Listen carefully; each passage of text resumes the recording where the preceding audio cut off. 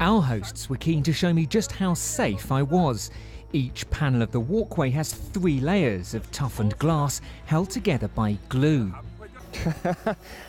Well, the president has given me a hammer and said that even if I can get through all 3 layers of glass, I won't fall through. He's also said that I will be the toughest man in the world if I can get through this lot. So this is how they're going to assuage people's fears of glass bridges. Here goes.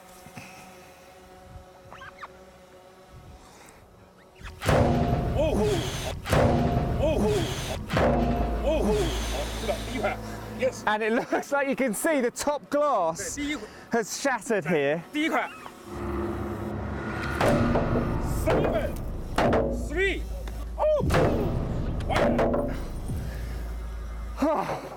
We're okay.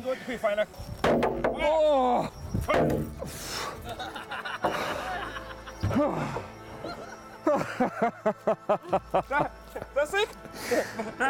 Do you know what? I think this might be safe.